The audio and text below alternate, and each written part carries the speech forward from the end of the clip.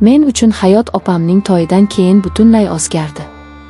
Uning baxti, uning shodligi mening ham quvonchim edi. Har holda o'zimni shunga ishontirardim. Pochcham bizning oddiy oilamizga notanish bir olamni olib kelgandek edi. Uning o'zini tutishi, gapirish madaniyati, har bir harakatidagi ishonch meni o'ziga maftun qilgandi. Lekin bu maftunlikning bir kun kelib taqiqlangan ishtiyoqqa aylanishini xayolimga ham keltirmaganman. Opam baxtli edi. Buni uning chaqnab turgan ko'zlaridan, kulgularidan bilsa bo'lardi. Pochcham uni ardoqlar, e'zozlardi. Men esa ularning baxtiga soyadek ergashib yurar, har daqiqadan zavq olardim. Ammo qalbimning tubida notinchlik, boshqacha bir his bosh ko'tara boshlagandi. Bu hasad emasdi, yo'q. Bu undan ham kuchliroq, tushunarsizroq bir narsa edi. Pochcham bilan har safar ko'zimiz to'qnashganda vujudimni allanechuk titroq bosardi.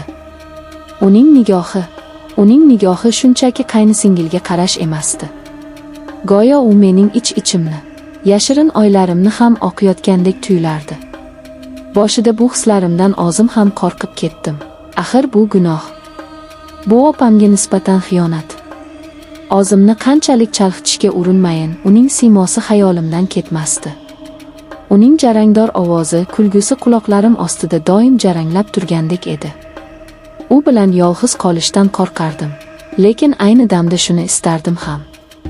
Bu ziddiyatli istaklar meni ichimdan kemirardi. Bir kuni uyimizda katta bazm bo'ldi. Mehmonlar ko'p, hammayoq shodon qiy-chuv. Opam mehmonlar bilan ovora, men esa oshxonada edim. Birdan orqamdan uning ovozi eshitildi. Yordam kerakmasmi? U eshikka suyanib, qo'llarini chalishtirgancha menga qarab turardi. Uning nigohida yana o'sha tushunarsiz ma'no bor edi. Yo'q, o'zim eplayapman dedim ovozimni nazorat qilishga urinib. U bir qadam oldinga yurdi. Oradagi masofa qisqardi. Uning atirini hidi dimog'imga urildi. Bu hid meni esankiratib qo'ygandek bo'ldi. Charchading shekilli. Ko'zlaringdan bilinib turibdi. Uning bu hamxorligi qalbimni eritib yubordi. Hech kim meni charchaganimni payqamagandi. Yo'q, shunchaki. Nima deyishni bilmay qoldim. U yanada yaqinlashdi. U kaftini peshonamga qo'yish uchun sekin ko'tardi. Men ko'zlarimni yumdim. Uning kafti bir soniya peshonamga tegdi. Bu qisqa lahzadan butun vujudim olov bo'lib yonayotganindek bo'ldi. Isitmangiz yo'q, dedi u. Ko'zlarimni ochdim. Uning ko'zlari yonib turardi. Biz bir-birimizga shu qadar yaqin edikki. Atrofimdagi shovqin-suron, mehmonlarning kulgusi, hammasi uzoqlashib, yo'qolib qolgandek edi. Shu kundan keyin hammasi boshqacha tus oldi. Endi biz imkon qadar yolg'iz qolishga harakat qilardik. Uning birgina nigohi, birgina imo ishorasi bilan bir-birimizni tushunadigan bo'ldik. Biz gaplashmasdik, lekin ko'zlarimiz sozlashardi.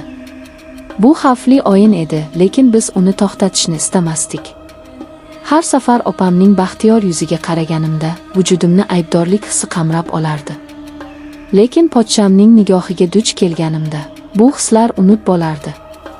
Uning yonida men o'zimni butunlay boshqacha his qilardim. U menga e'tibor berishni boshlaganida men buni shunchaki qaynisingilga bo'lgan oddiy hurmat deb o'yladim. U har doim men bilan alohida ohangda gaplashardi, boshqalarga qaraganda muloyimroq, ehtiyotkorroq edi.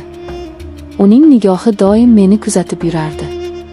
Dastlab bu menga noqulay tuyulardi, keyin esa men bu nigohlarsiz yashay olmaydigan bo'lib qoldim. Men uning e'tiborini qidiradigan bo'ldim. Uning uchun chiroyli kiyinishni, o'zimga ko'proq oro berishni boshladim. Men unga yoqishni xohlardim va men unga yoqayotganimni bilardim. Bizni gaplashishlarimiz oddiy so'roqlardan boshlanardi. Lekin bu so'zlarning ostida butun bir okean ma'no yashirin edi. Bizning har suhbatimiz sirli bir marosimga aylanardi. U mendan opam haqida so'rardi. Lekin men uni aslida men haqimda bilishni xohlayotganini his qilardim. Men unga butun borlig'imni ochib bergim kelardi. Bir kuni kechqurun hammamiz hovlida o'tirgandik. Opam va onam o'zlaricha nimalarnidir muhokama qilishardi. Pochcham esa yonimda o'tirardi. U sekin qo'lini uzatib, stulda turgan mening qo'limning ustiga qo'lini qo'ydi. Men qo'rqib ketdim, lekin qo'limni tortib olmadim. Uning kafti yoqimli edi. U barmog'i bilan kaftimni sekin siladi. O'shanda men nafas olishni unutib qo'ydim. Atrofdagi hamma narsa o'z ma'nosini yo'qotdi. Faqat uning teginishi va qalbimni larzaga solayotgan hayajon bor edi. Bu o'sha kecha sodir bo'ldi. Mehmonlar tarqab hamma oshxonasiga kirib ketgandan keyin men oshxonaga suv ichish uchun chiqdim. U ham o'sha yerda edi, go'yo meni kutib turgandek. Uyqu kelmadimi deb so'radi u. Men ha degan ma'noda boshimni qimirlatdim. U menga yaqinlashdi. Uning ko'zlarida endi hech qanday parda yo'q edi. Faqat ochiq ishtiyoq, ehtiros bor edi. Men bunaqa davom etolmayman, dedi u ehtirosga to'la ovozda. Seni har ko'rganimda aqldan ozay deyman. Bu so'zlar meni ham aqldan ozdirayotgandi. Men ham xuddi shunday hislarni boshdan kechirayotgandim. Men hech narsa demadim. So'zlar ortiqcha edi. U qo'llarini belimga qo'yib meni og'ziga tortdi. Men qarshilik ko'rsatmadim. Qarshilik ko'rsatkim yo'q edi. Uning yuzi mening yuzimga yaqinlashdi. Men ko'zlarimni yumdim va o'zimni uning ehtirosli bosasiga topshirdim. Bu bosa hayotimdagi hamma narsani ostin-ustun qilib yubordi. Uning quchog'ida men o'zimni ham gunohkor, ham dunyodagi eng baxtli ayoldek his qilardim. Bizning yashirin munosabatlarimiz shu kechadan boshlandi. Biz xuddi o'smirlardek yashirincha uchrashardik. Uning teginishi, shivirlagan so'zi meni yangi ehtiroslar olamiga olib kirardi. U bilan men o'zimni kashf qilayotgandek edim. U men hech qachon eshitmagan so'zlarni aytardi. Hech kim qilmagan iltifotlarni qilardi. Lekin bu baxtning ortida doimo qo'rquv, xavotir bor edi. Har safar opamning yuziga qaraganimda yuragim orqaga tortib ketardi. Men uning baxtini tortib olayotgan edim, lekin men o'zimni to'xtata olmasdim. Men uning e'tiboriga, uning mehriga muhtoj edim. Bizning munosabatlarimiz qanchalik sir tutilmasin, abadiy davom etishi mumkin emasligini ikkimiz ham bilardik. Bir kuni hammasi oshkor bo'lishi va o'shanda falokat yuz berishi muqarrar edi. Ammo biz bu haqda o'ylashni istamasdik. Biz shunchaki hozirgi lahzadan zavqlanib yashardik. Bir kuni opam meni chekkaga tortib, jiddiy gaplashib olishni aytdi. Yuragim shuv etib ketdi. Tamom bo'ldim, hammasini bildi degan oy miyamga yashindek urildi. Senda gapim bor, dedi u ko'zlarimga tikilib. Eshitaman opa. Oxirgi paytlar o'zgarib qolding. Hayollaring parishon. Nima bo'lyapti o'zi? Yoki birortasini topdingmi? Uning bu so'zlaridan keyin ozgina yengil tortdim. Demak, u hech narsani bilmas ekan. Yo'q opa, shunchaki o'zim nima deyishni bilmay gapimni chaynay boshladim. Men senga yomonlikni ravo ko'rmayman. Agar biror muammo bo'lsa, menga ayt. Balki yordamim tegar. Men uning ko'zlariga qaray olmadim. Men uning ishonchini, uning mehrini poymol qilayotgan xoin edim.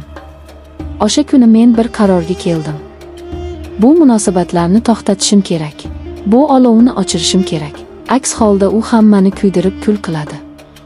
Kechqurun u bilan yashirincha uchrashdim. U har doimgidek xushchaqchaq edi, lekin mening qovoqimdan qor yog'ayotganini ko'rib darrov jiddiylashdi. Nima bo'ldi? Deb so'radi u xavotir bilan. Biz boshqa davom etolmaymiz, dedim. Bu noto'g'ri. Uning yuzi o'zgarib ketdi. Nima deganing bu? Nima noto'g'ri? Bizning sevgimizmi? Bu sevgi emas. Bu gunoh, bu xiyonat. Men uni sevmayman, dedi u birdan. Men sen bilan tanishganimdan beri faqat seni o'ylayman. Seni sevaman. Bu so'zlar qalbimni tilka pora qildi. Men ham uni sevardim.